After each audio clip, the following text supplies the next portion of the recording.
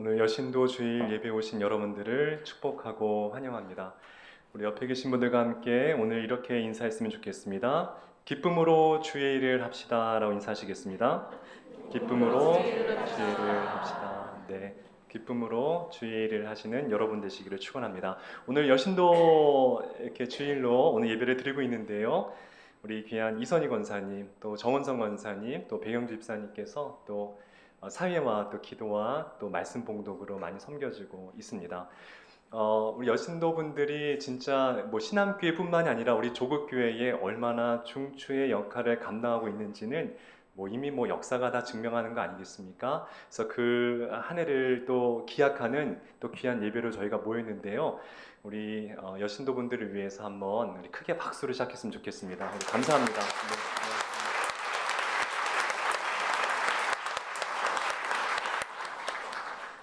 우리 회장님께서 사회 보시면서 아까 1부 때 너무 떨리신다는 거예요. 이렇게 사회 보시는 게.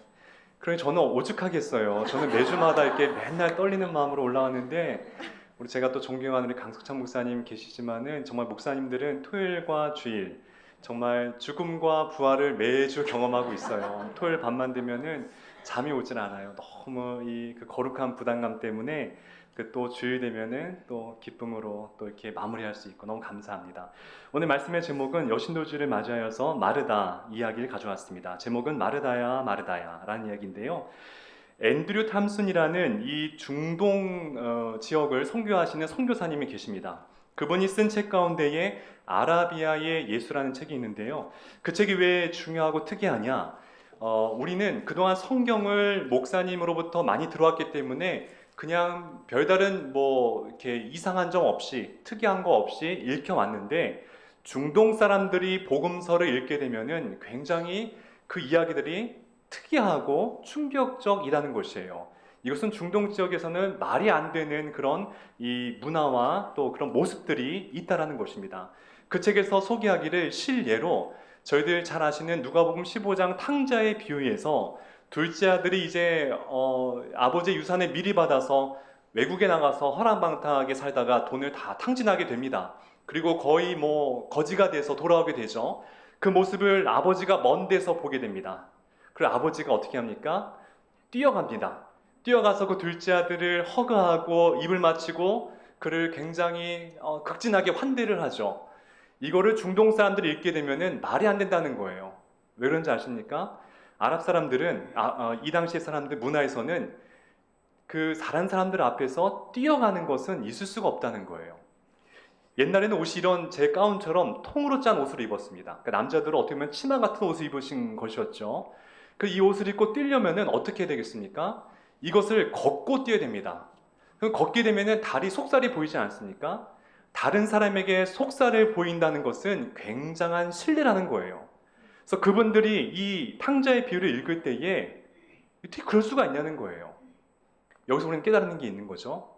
그럼 그 아버지가 왜 그런 수치스러움을 무릅쓰고 뛰어갔을까? 이유는 그것이었습니다. 만약에 아버지가 뛰어가지 않았다고 한다면 그 수치를 누가 당하겠습니까? 아들이 당한 거죠. 사람들이 뭐라고 하겠습니까? 아이고, 저 아들 저렇게 그냥 평소에 허랑방탕하게 살더니 결국 저렇게 돌아왔구나. 정말 꼴 좋다. 그 아들을 비난하지 않겠습니까? 근데 그 수치를 아버지가 받았다는 거예요. 아버지가 아들의 수치를 가려주기 위해서 그 아버지가 달려가서 그 당시에 문화를 깨고 달려가서 아들을 맞이해줬다는 것입니다. 참 일리가 있는 해석인 것 같아요. 자, 그런 관점에서 오늘 제가 마리아 마르다, 정말 한국교회에서 굉장히 우리가 오해하고 있는 본문 중에 하나인데요. 마치 예수님께서 마르다의 편을 들어주시고 마르다는 마르다야 넌 좀 뭔가 실수했어. 예수님이 마리아의 손만 들어준 것처럼 보여지고 마르다는 뭔가 실수한 것처럼 이렇게 비춰주면서 우리는 마리아와 같은 신앙생활을 해야 된다라고 우리는 굉장히 주입되어서 말씀을 들어왔는데요. 아까 말씀드린 그 아라비아 예수라는 책에 보게 되면은 그 아랍 문화의 관점에서 보게 되면은 오히려 마리아의 행동이 틀렸다는 거예요. 손님이 왔는데 그냥 손님 발 아래에서 말씀을 듣고 있는다? 이것은 굉장히 실례라는 것입니다. 왜냐하면 아랍에서는 손님을 극진하게 환대해주는 환대 문화가 있기 때문이라는 것이에요. 여러분, 실례로 예수님께서 누가복음 7장에 바리새인 시몬의 집에 초청을 받게 됩니다. 근데 그 집에 들어갔는데 시몬이 예수님을 극진히 접대해 주지는 않는 거예요. 근데 그때 때마침 한 죄인인 여성이 들어와서 향유를 깨고 자신의 머리카락에 향유를 묻혀서 예수님 발을 닦아주기 시작합니다. 그때 바리새인 시몬이 그 여인을 나무라죠. 너는 어찌하여 그것을 팔아서 가난한 자에게 나눠주지? 왜 이렇게 허비하느냐? 라고 하자 예수님께서 뭐라고 말씀하셨습니까? 시몬아, 너는 내가 너희 집에 방문했을 때에 너는 발 씻을 물도 내게 주지 아니하였고 또 나에게 키스도 하지 아니하였고 또 감람유로 내 머리를 발라주지 아니하였다. 하지만 저 여인은 나에게 극진히 나를 대접하였다. 이 말씀을 하시거든요. 예수님 왜 그 말씀 하셨을까요? 모든 손님이 그 집에 왔을 때에는 그렇게 환대하는 것이 당연한 문화였기 때문이에요. 그 당연한 것을 바리새인 시몬은 예수님에게 하지 않았기 때문에 예수님이 그 말씀을 하신 것이었어요. 창세기 18장에도 보게 되면은 이 아브라함이 마물의 상수리나무 아래에서 이렇게 우두커니 앉아 있는데 그때 세 사람이 아브라함의 집에 방문하기 시작합니다. 물론 이 아브라함은 하나님의 사자인 줄 처음에는 몰랐겠죠. 근데 이 아브라함이 갑자기 일어나서 그 세 분을 위해서 접대를 하는데요. 얼마나 풍성하게 맞이하느냐면은 성경에 이렇게 써 있습니다.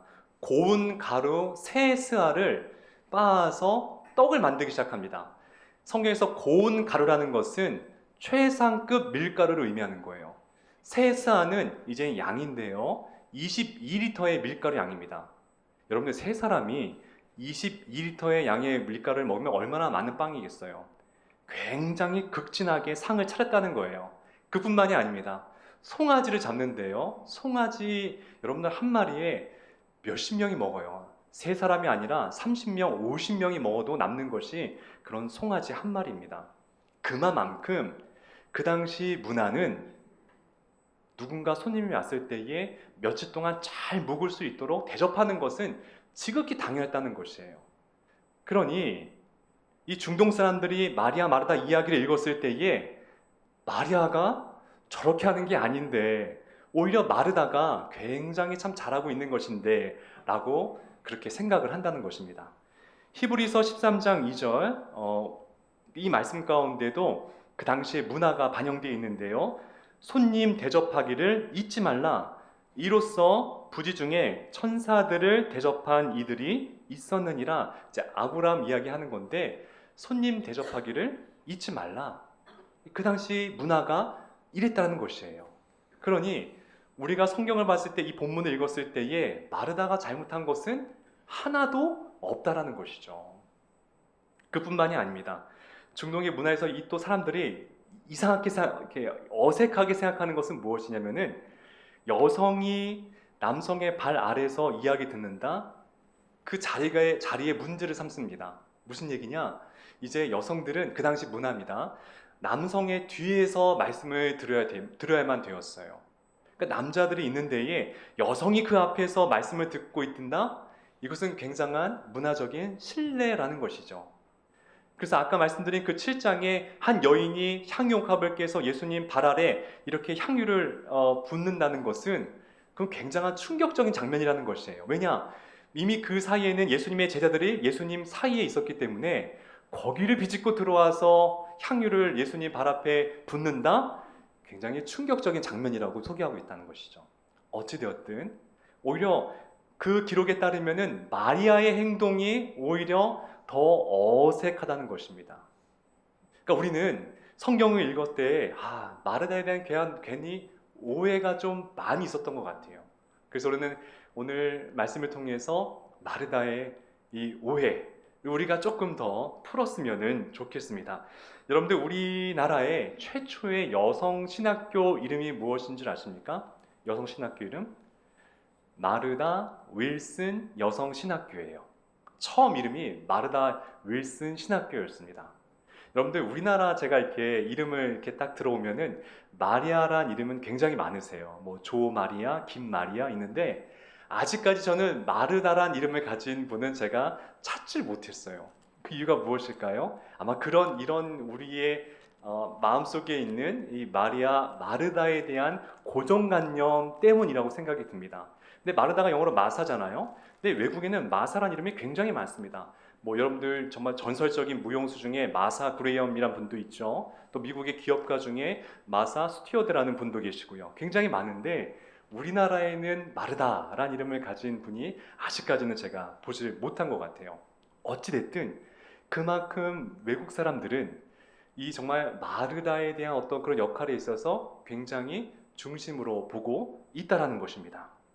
제가 몇 주 전에 사도 바울 말씀을 들으면서 사도행전 13장의 1절에 보게 되면은 안디옥 교회의 중추의 역할을 감당했던 믿음의 리더부터 열거가 된다고 했어요.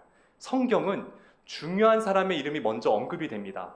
그러면서 안디옥 교회의 수장이 누구였냐? 바나바가 처음에 수장이었습니다.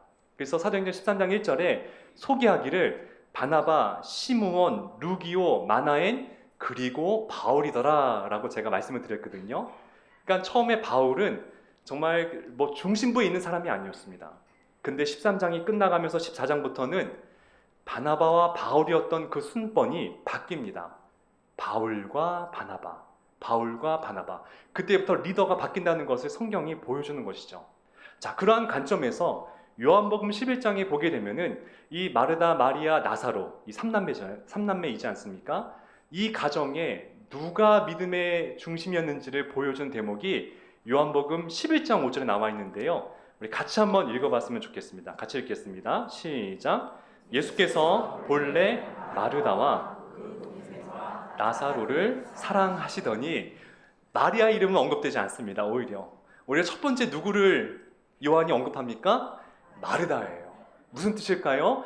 이 집안의 영적인 중심은 마르다가 쥐고 있다는 것을 보여주기 위함이었다는 것이에요.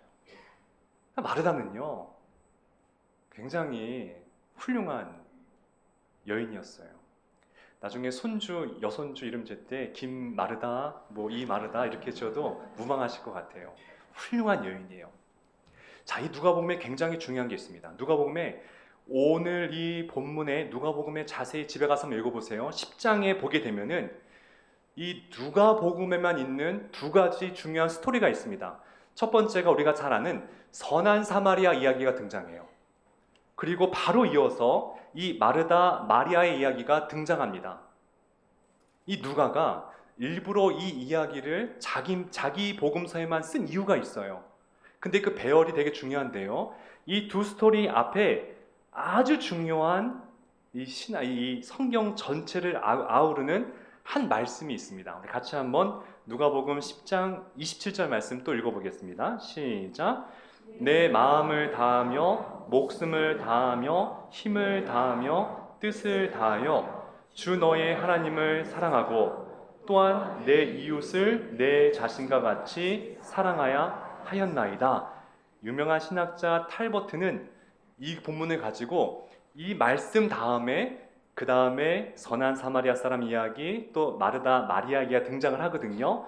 그러면서 이 탈버트가 주장하기를 이 이야기를 이렇게 배열한 이유는 우리가 이웃을 사랑할 때는 선한 사마리아 사람처럼 사랑해라 라는 뜻이고, 그리고 하나님을 사랑해라 라는 그 정의에는 바로 마르다처럼 예수님을 사랑하라, 그 뜻을 알려주기 위해서 누가가 일부러 이렇게 이야기를 나열했다라고 이야기하고 있습니다.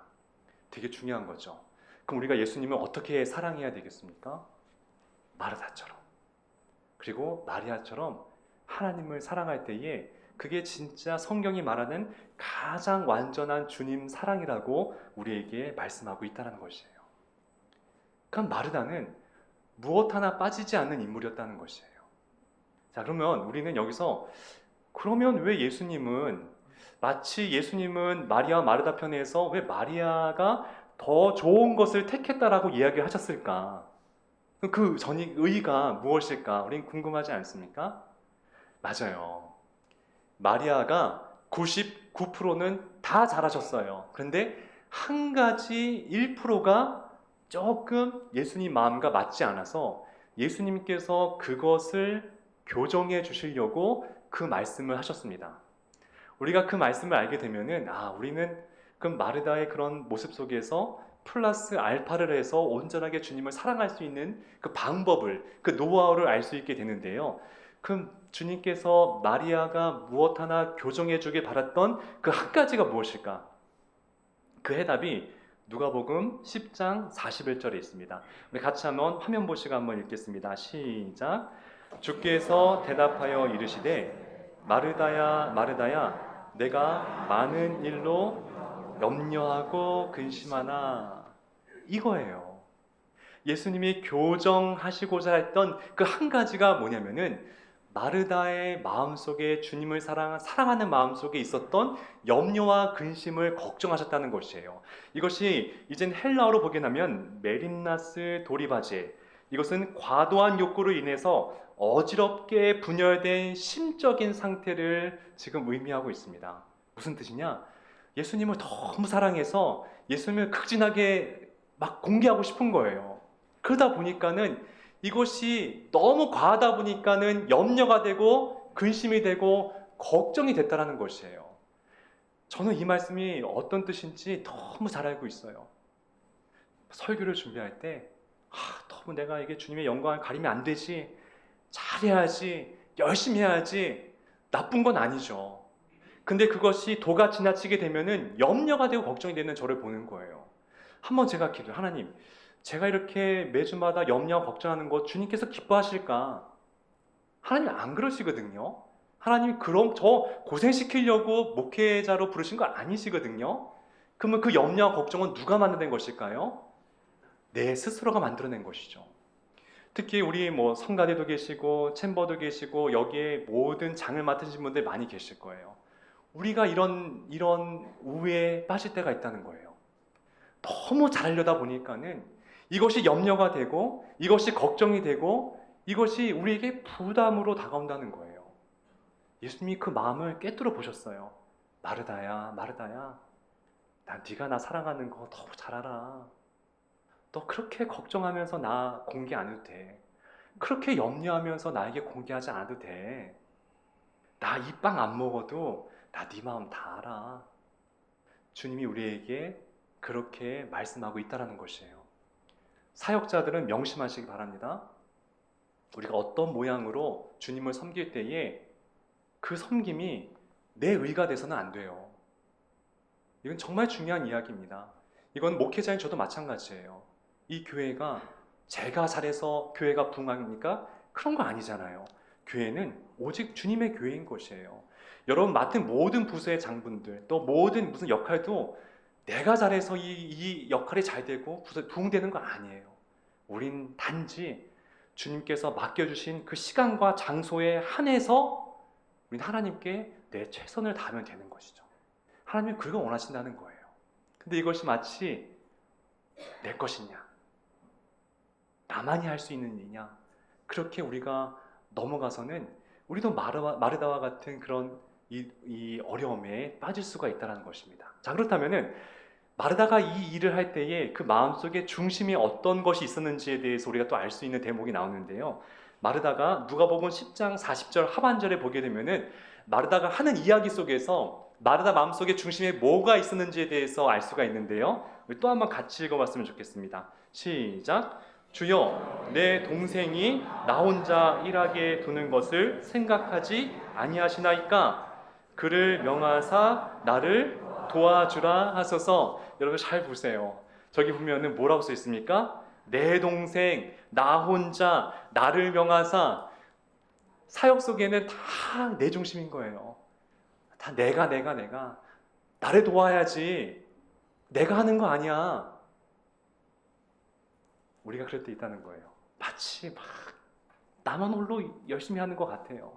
다른 사람들은 몰라준 것 같고, 고독하고 외로워지고, 이게 뭐 하는 거지? 그 결과가 무엇인지 아십니까?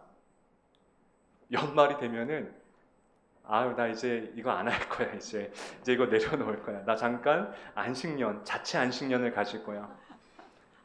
왜 그럴까요? 마르다 콤플렉스 때문인 거예요. 내 중심, 나만이 할 수 있는 거고 왜 다른 사람 날 안 도와줘? 왜 무관심해?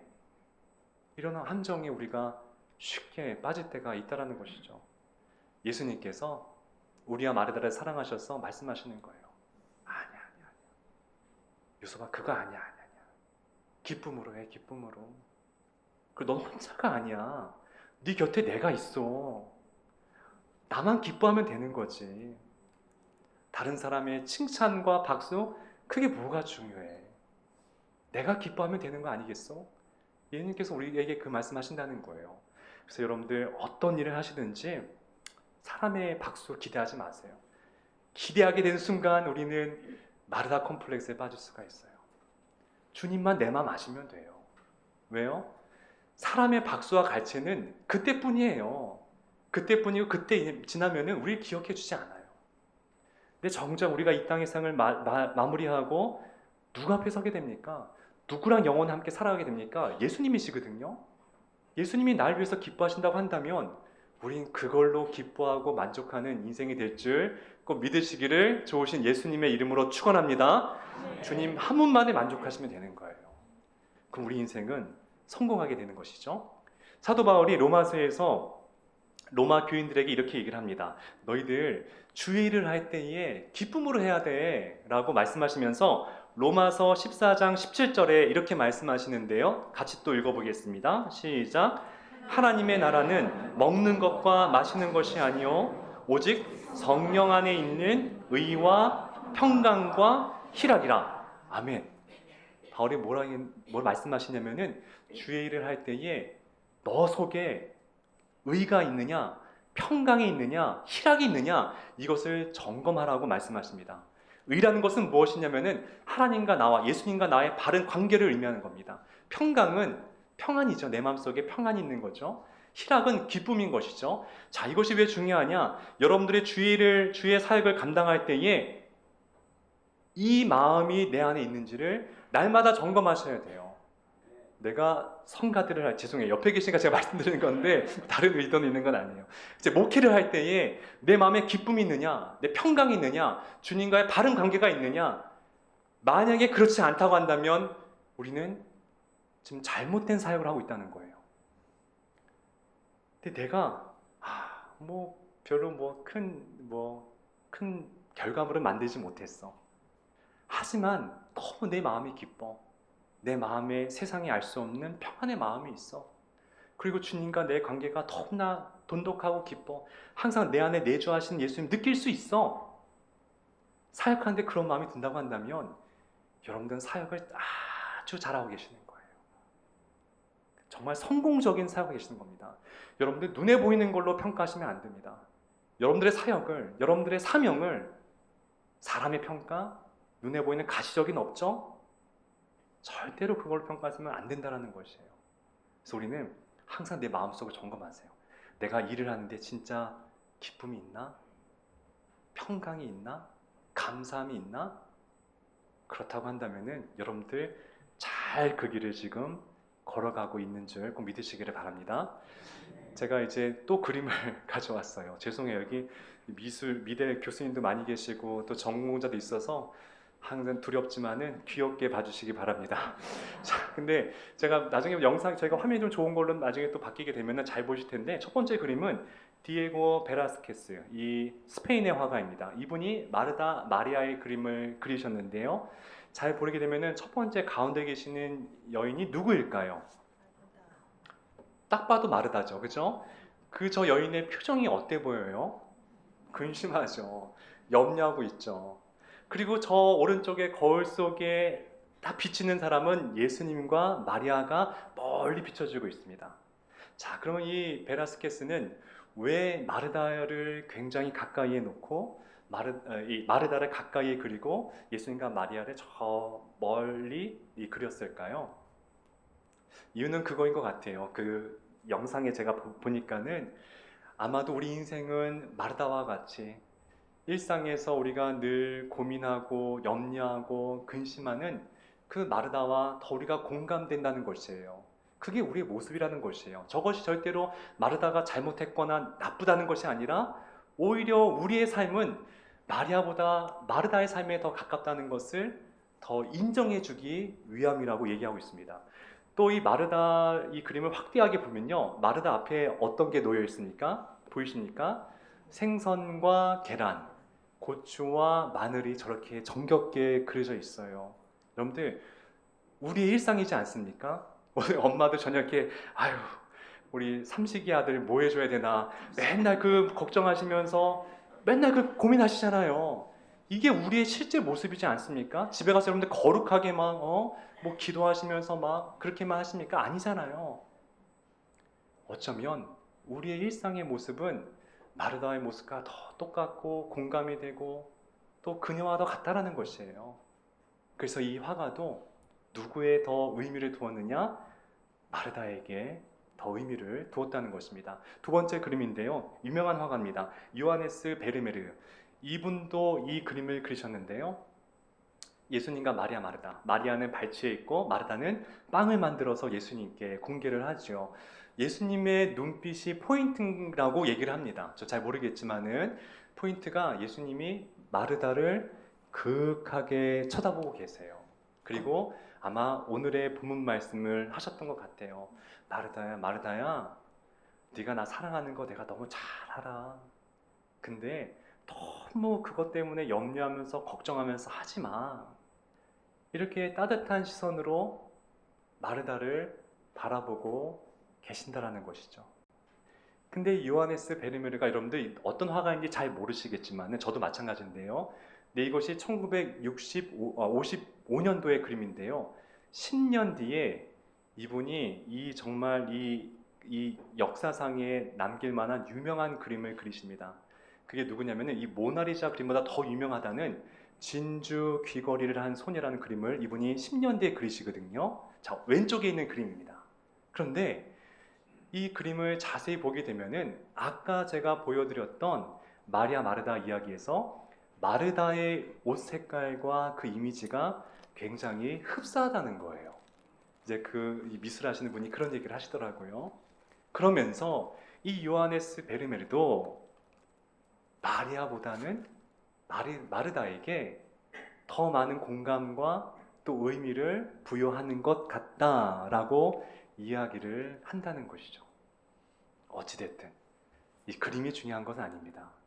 그래서 우리가 말씀을 정리하면서 주님의 사역을 우리가 다 하잖아요. 안 하시는 분 어디 계십니까? 근데 할 때 힘들 때가 반드시 찾아와요. 그리고 12월 달 되면은 꼭 저에게 찾아와서 못하겠습니다. 뭐 1년 쉬겠습니다. 이제 찾아오지 마세요. 안 만날 거예요, 이제. 오늘 말씀 드렸으니까 이제 아셨잖아요. 이제 안 만날 거예요. 마음의 기쁨으로 하시고 평강으로 하시고 주님과의 바른 관계로 하시면은 주님의 일이 너무나 감사하게 귀하게 느껴지실 거예요. 그때부터는 이것이 짐처럼 다가오지 않을 것입니다. 아마 그 사역은 여러분들의 날개가 되어 주셔서 여러분들이 그 사역 때문에 하나님과 우리 예수님에게 더 깊은 관계로 이끌어주는 하나님의 축복이 될 거라고 믿습니다. 그런 축복의 성도님 되시기를 좋으신 예수님의 이름으로 축원하고 축복합니다.